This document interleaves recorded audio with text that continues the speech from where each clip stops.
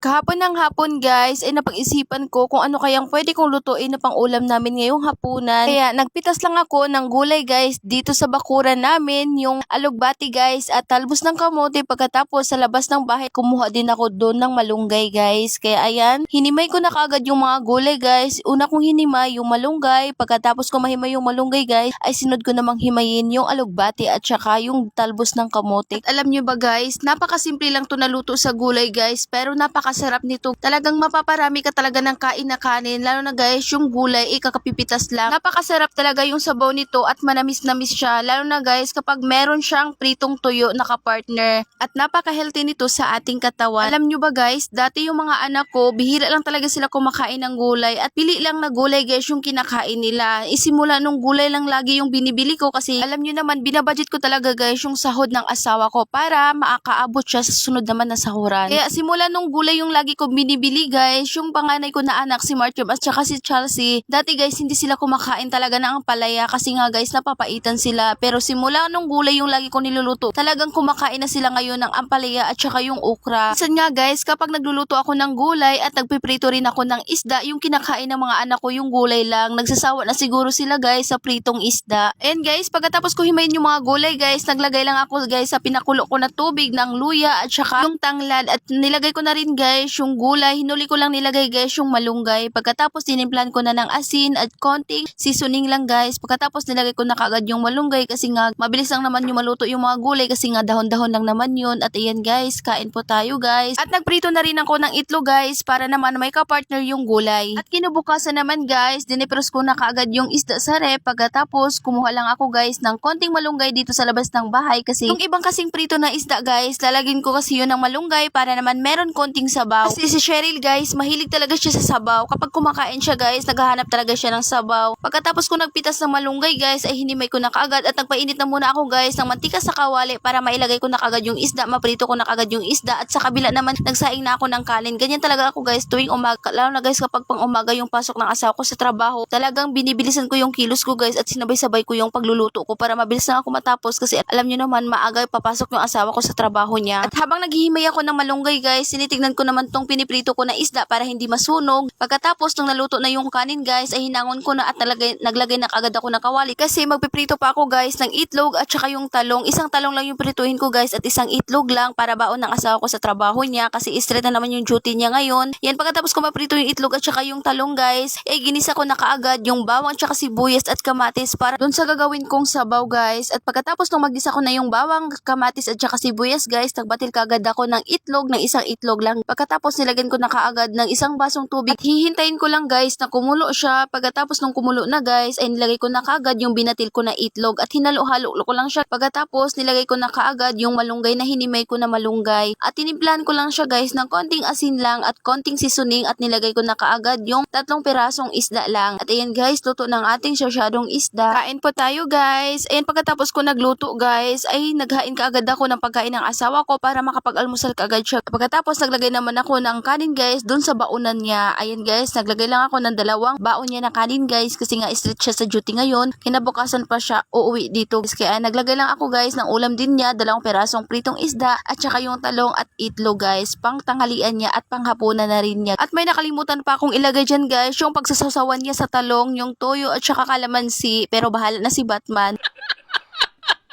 Yan lang muna guys for today's video. Thank you for watching. Hanggang sa sunod na mga video ko. Salamat sa iyong panonood.